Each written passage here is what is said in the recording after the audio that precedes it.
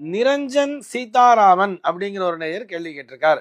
அவருடைய கேள்வி என்னன்னு சொல்லி பார்த்தோம்னா, தர்ம கர்மாதிபதி யோகம் என்றால் என்ன, அதன் பலன் என்ன என்பதுதான் அவருடைய கேள்வியாக அமைந்திருக்கிறது. அதாவது ஒரு யோகம் அப்படின்னு சொன்னாலே, ஒரு ஜாதகத்தை பார்த்து ஒரு யோகம்னு சொன்னா ஏதோ ஒரு அதிர்ஷ்டம் என்று நினைப்பதும், ஒரு தோஷம் என்று சொன்னால் அதன் மூலமாக ஏதோ ஒரு குறை வந்து சேரு என்று நினைப்பதும் தவறு. யோகம்னு சொன்னா ஏதோ ஒரு இரண்டு விஷயங்களினுடைய இணைவினைத்தான் யோகம் என்று சொல்கிறார்கள் என்பதை புரிந்து கொள்ள வேண்டும். அதற்கு மிகச்சிறந்த உதாரணம் இந்த தர்ம கர்மாதிபதி யோகம் என்பது. ஒருவருடைய ஜாதகத்திலே லக்ன பாவத்திலிருந்து, லக்ன பாவத்தை 1 என்று வைத்துக் கொள்ள வேண்டும், வரிசையாக அப்படியே இடமிருந்து வலமாக, அதாவது கிளாக் வைஸ் அப்படின்னு சொல்றோம் இல்லையா, 1 2 3 என்று லக்னத்திலிருந்து எண்ணி வர 9வது பாவகமாக வரக்கூடிய இடம்தான் தர்மஸ்தானம் அப்படின்னு சொல்றார். தர்மஸ்தானம், பூர்வ புண்ணியஸ்தானம், பாக்யஸ்தானம் என்றெல்லாம் அந்த 9ஆம் பாவகத்தினை சொல்வார்கள். அதே மாதிரி அதுக்கு அடுத்தபடியாக வரக்கூடிய 10ஆம் பாவகம் என்பதைத்தான் கர்மஸ்தானம் என்று சொல்வார்கள். கர்மஸ்தானமாகட்டும், தொழில் ஸ்தானமாகட்டும், இந்த பையன் எப்படியெல்லாம் செயல்படுவான், இந்த மனிதன், இந்த ஜாதகரோ அல்லது அந்த பெண்மணியோ, அந்த ஜாதகத்தை உடையவர்கள் எப்படியெல்லாம் செயல்படுவார்கள், அவர்களுடைய செயலாக்கம் என்பது எப்படி இருக்கும், அவர்கள் தங்களுடைய கர்ம வினையை எப்படி செய்வார்கள் என்பதை சொல்வதுதான் அந்த 10ஆம் பாவகம் என்பது. கர்ம வினைன்னு சொன்னா ஏதோ தவறாக நினைக்க வேண்டிய அவசியம் இல்லை. கர்மா என்று சொன்னால் கடமை என்று பொருள். வினை என்று சொன்னால் நம்ம எல்லாம் வினை சொல்னு சொல்றோம் இல்லையா. வினை சொல்னா என்ன, ஒரு செயல்படுவதற்கு பேர் தானே வினை சொல்னு பேரு. நடத்தல், போகுதல், விளையாடுதல், சாப்பிடுதல், உட்காருதல்லாம் சொல்றோம் இல்லையா, அதைத்தானே வினை சொல் அப்படின்னு சொல்றோம். ஆக வினை என்றால் செயல்படுவது என்று பொருள். இவன் எப்படியெல்லாம் செயல்படுவார் என்பதை அந்த ஜாதகரினுடைய அந்த 10ஆம் பாவகம் என்பது சொல்லிவிடும். இப்படி ஒரு 9ஆம் பாவகத்திற்கு அதிபதியும் ஒரு 10ஆம் பாவகத்திற்கு அதிபதியும் ஒன்றாக இணைந்து ஒரே இடத்தில் அமர்ந்திருந்தால் அதற்கு பெயர்தான் தர்ம கர்மாதிபதி யோகம் என்று சொல்வார்கள். ஒரு உதாரணத்திற்கு ஒரு மேஷ லக்னக்காரனை எடுத்துப்போமே. அந்த மேஷ லக்னக்காரருக்கு 9ஆம் பாவகம் என்று பார்த்தால் தனுசு என்பது வரும். அந்த தனுசிற்கு அதிபதி என்பவர் குருவாக இருக்கிறார். அதற்கு அடுத்தபடியாக 10ஆம் பாவகம் என்று பார்த்தோமேயானால் அதற்கு அதிபதி யாருன்னு பார்த்தோம்னா சனி.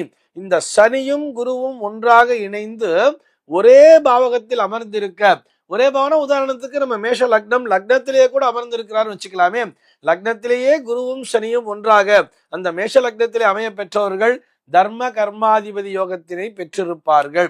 இதுல பார்த்தோம்னா சனியானவர் நீச்ச பலம் பெற்றிருப்பார். அந்த இடத்திலே நீச்ச பலம் பெற்றிருந்தாலும் அந்த லக்ன பாவகம் என்பது அந்த மேஷ லக்னத்திற்கு அதிபதியாக செவ்வாயானவர் வலுப்பெற்று 10ஆம் பாவகத்தில் இருந்தால் இவர் எப்பொழுதுமே தன்னுடைய கடமையை நேர்மையான முறையிலே சரியான வழியிலே செய்து கொண்டிருப்பவராக இருப்பார் என்று புரிந்து கொள்ள வேண்டும்.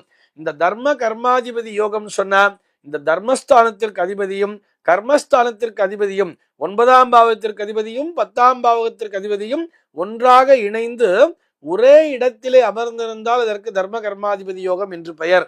ஆனால் இது யோகம் என்று சொன்னால், ஏதாவது நம்ம நினைக்கிற மாதிரி இது நற்பலனை தர வேண்டும் என்று சொன்னால் நல்ல பாவகங்களிலே அமர்ந்திருக்க வேண்டும்.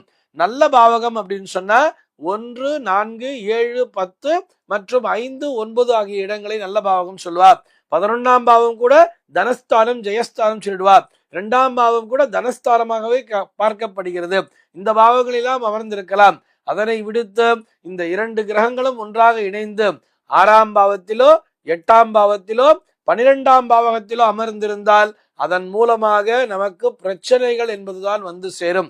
இதே குருவும் சனியும் சேர்ந்துண்டு மேஷ லக்னத்துக்கு 12ஆம் இடமாகிய ஒரு மீனத்துல போய் உட்கார்ந்துட்டா சொன்னான், இவன் கடுமையான அலைச்சலை சந்திப்பான். ஒரு வேலையை முடிக்கிறதுக்கு 10 தடவைக்கு மேலேயே அலைய வேண்டியதாக இருக்கும்.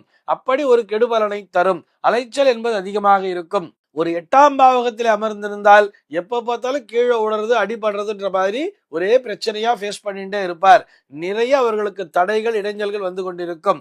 அதே 9ஆம் பாவகத்திற்கு அதிபதியும் 10ஆம் பாவகத்திற்கு அதிபதியும் ஒன்றாக இணைந்து 6ஆம் பாவகத்திலே அமர்ந்திருந்தால் நோய்வாய்ப்படுவார் அப்படின்னே சொல்றது. எதன் காரணமாக? போன ஜென்மத்தினுடைய கர்ம வினையின் காரணமாக இவர் அடிக்கடி ஒரு உடம்பு சரியில்லாம போகும் அப்படிங்கிற மாதிரிலாம் சொல்றது. ஆக தர்ம கர்மாதிபதி யோகம் என்று சொன்னால் அது வெறும் அதிர்ஷ்டத்தை மட்டும் தரும் என்று நம்பக்கூடாது. ஆனால் இதுல பேசிக்கா ஒரு விஷயம் என்ன தெரியுமா? அவர்கள் எந்த பாவகத்திலே அமர்ந்திருந்தாலும் அந்த போன ஜென்மத்தினுடைய பலனை அனுபவிக்கிறார்கள்.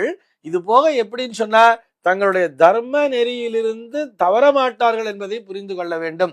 இதுதான் நம்முடைய தர்ம நெறின்னு சொன்னா, இப்படித்தான் வாழ வேண்டும் என்கின்ற அந்த ரூல்ஸ் இருக்குன்னு சொன்னா அந்த ரூல்ஸ் அண்ட் ரெகுலேஷன்ஸை ஃபாலோ பண்ணுவா. ஒரு சில பேருக்கு அந்த ரூல்ஸ் அண்ட் ரெகுலேஷன்ஸை ஃபாலோ பண்ணும்பொழுது அது வெற்றியை தரும். வெற்றியை எப்பொழுது தரும்னு பார்த்தோம்னா நல்ல பாவங்களில் இந்த கிரகங்கள் அமர்ந்திருந்தால். அதே நேரத்திலே நான் எப்பயுமே ரூல் அண்ட் ரெகுலேஷன்ஸை ஃபாலோ பண்றேன், நான் தர்மத்தின் வழியிலே நடக்கிறேன், அதனால எனக்கு எப்ப பார்த்தாலும் கஷ்டப்பட்டுக்கிட்டே இருக்கேன்னு சொன்னா, சங்கடங்களை அனுபவித்துக் கொண்டிருக்கிறேன் என்று சொன்னால் அதற்கு அந்த கிரகங்கள் 6ஆம் பாவகம் 8ஆம் பாவகம் மற்றும் 12ஆம் பாவகத்திலே அமர்ந்திருக்கும். இப்படி அமர்ந்திருப்பவர்கள் தான் பெரிதும் சிரமப்படுவார்கள்.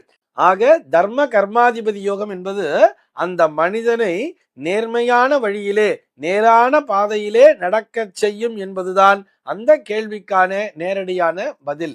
இந்த தகவலோடு இன்றைய தினம் நான் உங்களிடமிருந்து விடைபெற்றுக் கொள்கிறேன். மீண்டும் உங்கள் அனைவரையும் நாளைய தினம் ஒரு சுவாரஸ்யமான தகவலோடு சந்திக்கிறேன். எம்பெருமானினுடைய திருவருளினாலே இந்த நாள் உங்கள் அனைவருக்கும் சுப தினமாக அமைவதற்கு வாழ்த்துக்கள்.